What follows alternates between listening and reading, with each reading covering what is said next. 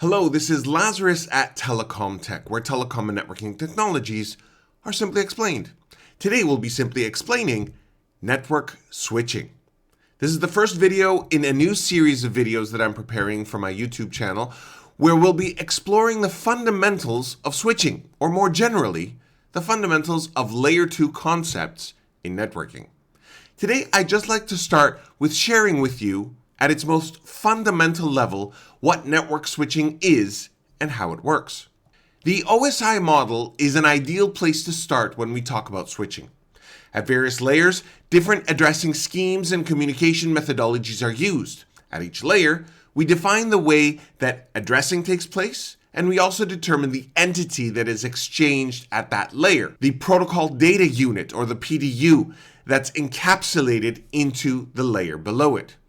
In the transport layer, we have port numbers as the addresses that correspond to specific applications on each host where these applications exchange transport layer segments. Those segments are encapsulated into the layer below.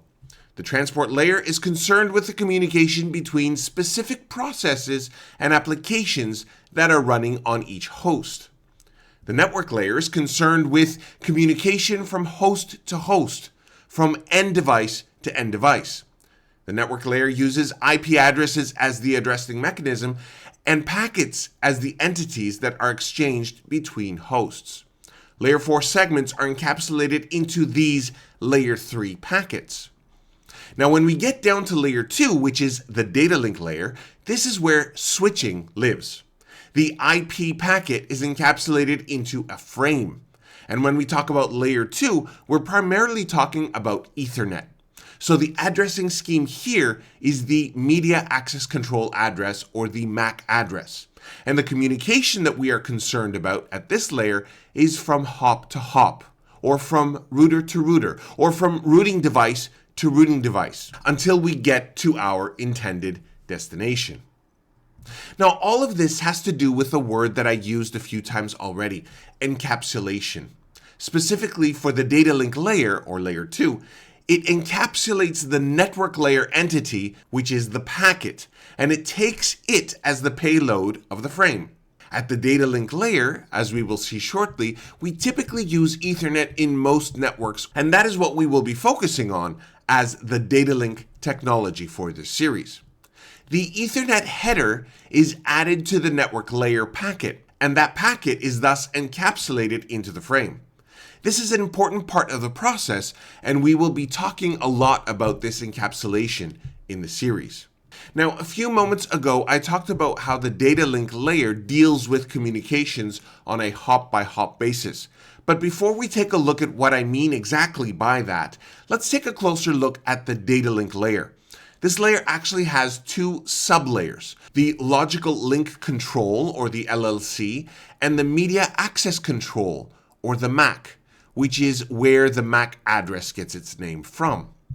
Now, the LLC sublayer is responsible for identifying which network layer protocol is being carried, such as IPv4 or IPv6, as well as for basic control functions. Now, the MAC sublayer, on the other hand, is responsible for framing, MAC addressing, and controlling access to the physical medium. A network switch operates primarily at this MAC sublayer. This MAC sublayer lives right next to the physical medium. It defines the actual interface with the physical medium itself. It defines the rules used to send and receive frames, and it's primarily responsible to perform framing by adding a header and a trailer. It's responsible for managing the addressing at this layer, which deals with the Ethernet MAC address.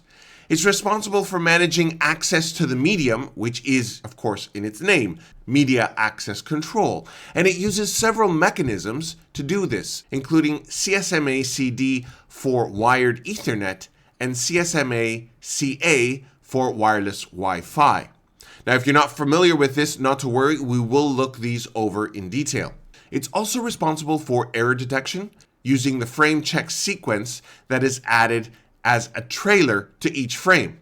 And of course, it's responsible for encapsulation and decapsulation of IP packets during the sending and receiving of data, respectively. Now, keeping all of this in mind, let's take a look at the term I used before, where I said that the data link layer is concerned with communication that takes place from hop to hop. Now, what I mean by this is that layer 2 communication is concerned with getting data from one directly connected device to the next. That is, from a host to a switch, from a switch to a router, from one routing device to another, and so on. Each hop along the way uses layer 2 addressing and layer 2 mechanisms to move that payload of an IP packet closer and closer to its destination, hop by hop. Now, this distinction is extremely important. While IP addresses remain the same from source to destination, layer 2 information changes at every hop. Each time a packet moves across a new link, it is re-encapsulated into a new frame with new layer 2 addressing.